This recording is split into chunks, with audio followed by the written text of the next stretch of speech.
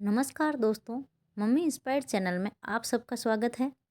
विदेश से लौटी बेटी ने जब अपने बूढ़े माँ बाप को सड़क किनारे भीख मांगते देखा तो उनके होश उड़ गए। बूढ़े माँ बाप की दुख भरी कहानी और ज्ञानवर्धक है। इससे पहले कि हम कहानी को शुरू करें, आप चैनल को सब्सक्राइब कर लीजिए और साथ ही अच्छे अच्छे कमेंट किया करिए। तो चलिए दोस्तों, कहानी को शुरू करते हैं। प्रिया को आज 2 साल हो गए हैं अपनी मम्मी पापा से मिले हुए।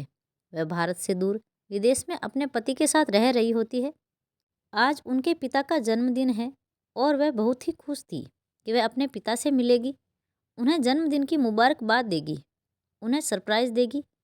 लेकिन बारिश होने लगती है और उसका मन उदास हो जाता है क्योंकि बारिश की वजह से सारी फ्लाइट लेट हो गई थी, रद्द कर दी गई थी। लेकिन कुछ देर बाद जब बारिश बंद होती है तब प्रिया अपने पति के साथ भारत के लिए निकल पड़ती है। पिछले 2 महीनों से वह अपने माँ और पिताजी से बात नहीं कर पा रही थी।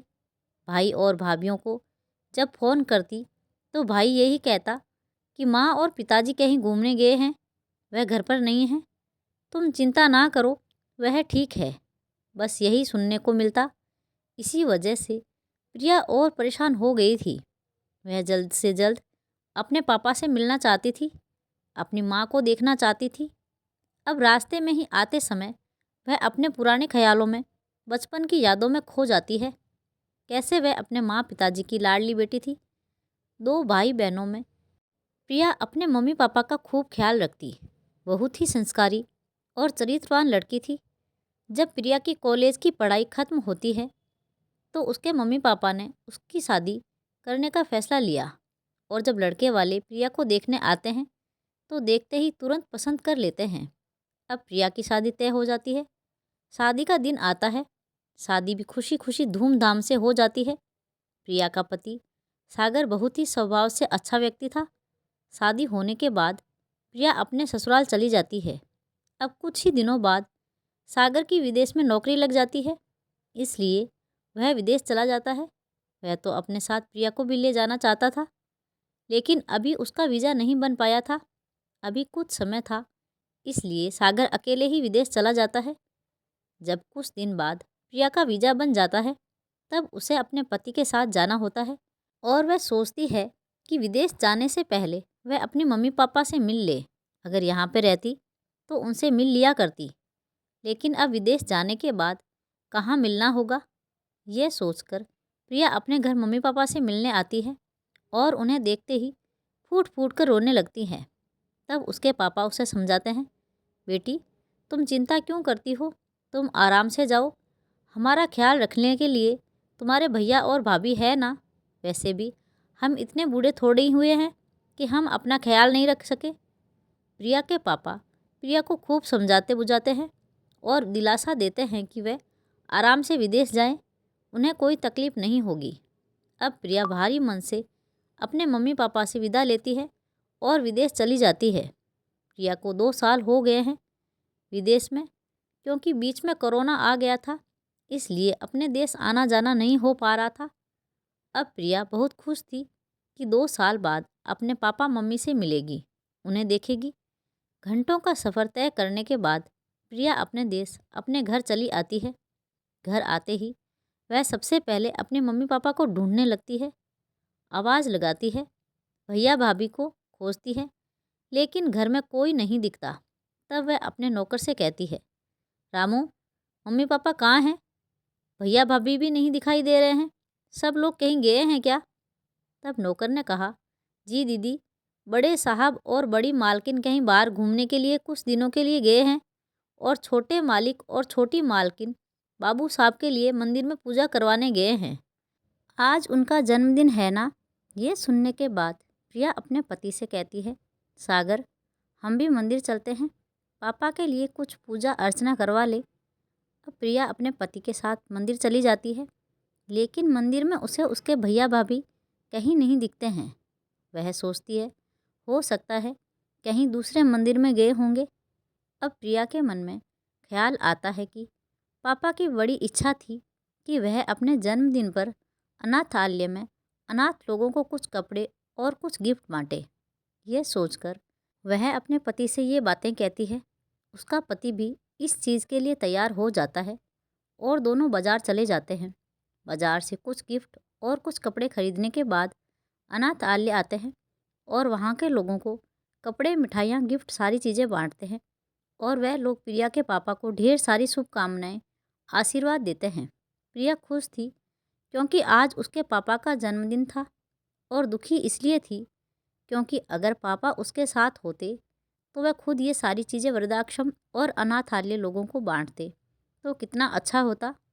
अब ये सारे काम निपटाने के बाद प्रिया अपने पति के साथ घर वापस आने लगती है। वृद्धाश्रम के कुछ ही दूरी पर प्रिया को अपने मम्मी पापा की झलक दिखाई देती है। वह अपने पति से कहती है, सागर, गाड़ी ज़रा पीछे लीजिए तो। मैंने अभी अपने मम्मी पापा को देखा, ऐसा लग रहा था जैसे वह रोड के किनारे बैठे हैं। कुछ देर बाद पीछे आने के बाद प्रिया अपने मम्मी पापा को देखती है। वह देखती है उसके मम्मी पापा फटे हाल में हैं, फटे पुराने कपड़े पहने हैं, मैले कुचेले कपड़े पहने हैं। ये देखकर वह बहुत रोती है और उनके गले लग जाती है और कहती है, मम्मी पापा, ये कैसे हो गया? आप लोग इस हालत में क्या हो गया? मेरा दिल बैठा जा रहा है, बताइए मुझे। वह बेटी अपने पिता को देख के ज़ोर ज़ोर से रोने लगती है। उसका दिल चीखने लगता है। उसकी आंखों से आंसुओं का सैलाब निकलने लगता है। अपनी बेटी को अपने सामने देखकर वह दोनों माता पिता अपनी बेटी से लिपटकर रोने लगते हैं। प्रिया ने पूछा, माँ, ये हालत कैसे हो गई आप लोगों की? आप लोग यहाँ पर कैसे? तब उसकी माँ कहती है, क्या बताऊँ बेटा, तुम्हारी शादी हो जाने के बाद तुम्हारे पापा का भी रिटायरमेंट हो गया। ये रिटायर हो गए और घर पर बैठ गए। तेरी भाभी हमें ताने सुनाने लगी, हमें बुरा भला कहने लगी और तेरा भाई भी धीरे धीरे उसकी बातों में आने लगा और वह भी हमें रोज़ ताने सुनाता। हम उस पर बोझ बन गए। वह हमें बोझ समझने लगा। तेरी भाभी तेरे पापा और मुझसे दिन भर काम करवाती और खुद अपनी सहेलियों के साथ किटी पार्टी में बिजी रहती। अब धीरे धीरे हालात और बद से बदतर होने लगे। बेटा, तेरी भाभी ने हमें अब बासी खाना खिलाना शुरू कर दिया। जब हम कभी चोरी छुपे ताज़ा खाना खा लेते तो वह देख जाती, तब हमारे हाथों से खाना छीन लिया करती। इतनी ठंड में, सर्दी के मौसम में काम करने से और बासी खाना खाने से तेरी पापा की तबीयत खराब हो गई। जब मैंने तेरे भाई से पैसे मांगे दवाई के लिए, तब तेरे भाई ने साफ मना कर दिया और कहा, मेरे ऊपर इतने सारे कर्ज हैं और आप लोगों को पैसे चाहिए। अरे बुढ़ापे में तो छोटी मोटी बीमारियां लगती ही रहती है, इसके लिए पैसे क्यों चाहिए? ऐसे ही ठीक हो जाएगी। आप लोगों के लिए मेरे पास इतने फालतू पैसे नहीं हैं। जाइए यहाँ से और मुझे परेशान मत कीजिए। बेटा, तेरे भाई ने यही शब्द मुझसे कहा और मुझे पैसे नहीं दिए। अब किसी तरह तेरे पापा ने अपने आप को संभाला। फिर कुछ दिनों बाद तेरे पापा को कोरोना हो गया। अब ये देखते हुए तेरे भाई और भाभी ने हम दोनों को घर से बाहर निकाल दिया। अब इस कोरोना के हालात में बीमार तेरे पापा को लेकर मैं कहाँ कहाँ नहीं भटकी बेटा। मेरे पास पैसे भी नहीं थे। मैंने अपने हाथों की सोने की चूड़ियाँ, गले का मंगलसूत्र, कान का कुंडल बेच दिया। बेटा, उसी से तेरे पापा की दवाइयाँ ली और वह ठीक हो गए। बीमारी के कारण हम दोनों बहुत ही कमज़ोर हो गए थे और साथ ही हमें कोई नौकरी नहीं दे रहा था, कोई काम नहीं दे रहा था। मजबूरी में आकर हमें भीख मांगनी पड़ी। बेटा, एक बेटे के होते हुए हम लोग भिखारी बन गए। ये बात सुनते ही वह बेटी अपने मम्मी पापा को अपने सीने से लगा लेती है और कहती है, पापा, आप अपने घर चलिए। वह आपका घर है। उस घर में आपकी यादें बसी है। आपने अपनी मेहनत की कमाई से और अपने खून पसीने से अपने घर को खड़ा किया है, घर को बनवाया है। आपकी जगह यहाँ नहीं, आपकी जगह आपके घर में है। मैं भी देखती हूँ कौन आपको आपके घर से निकालता है। अब आपकी बेटी आ चुकी है, आप लोगों को चिंता करने की कोई ज़रूरत नहीं है।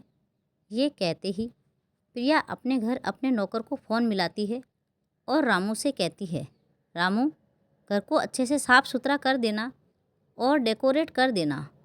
मैं मम्मी पापा को लेकर आ रही हूँ।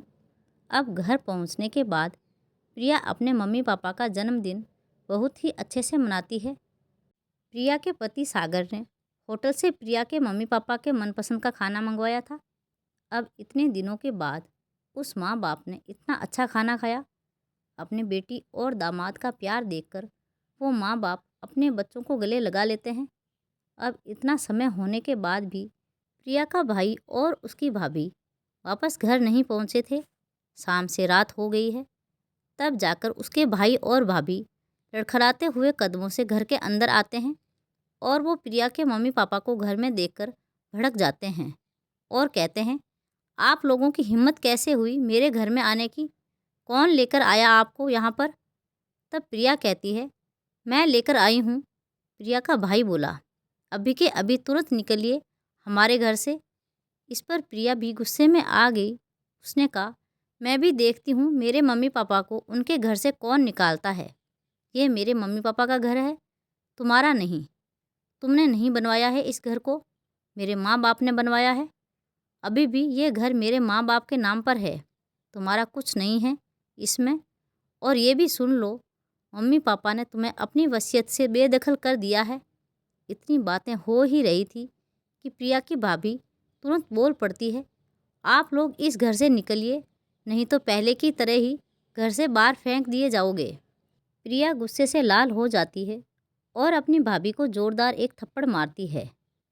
एक थप्पड़ लगते ही उसकी भाभी ज़मीन पर धूल चाटने लगती है। प्रिया कहती है, आप लोग अपनी औकात में आ जाइए और अभी के अभी अपना सारा सामान, अपना सारा बोरिया बिस्तर बांधकर और इस घर से निकल जाइए।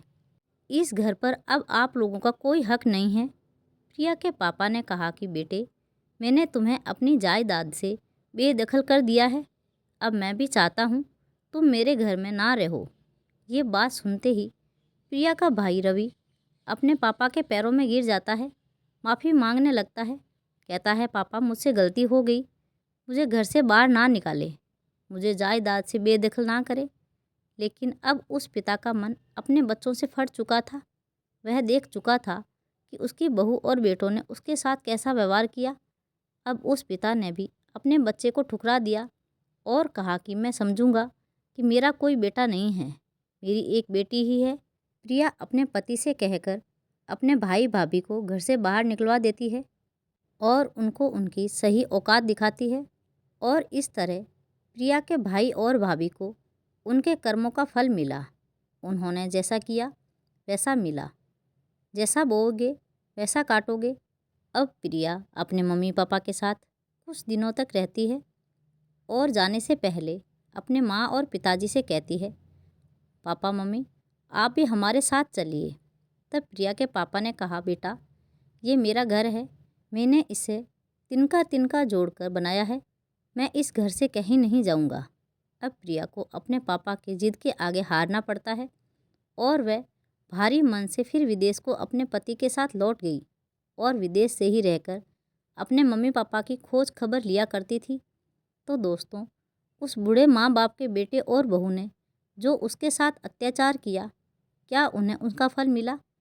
उस बेटे और बहू ने बीमारी लगने के डर से, कोरोना हो जाने के डर से अपने बूढ़े माँ बाप को घर से बेदखल कर दिया, उन्हीं के घर से उन्हें निकाल दिया।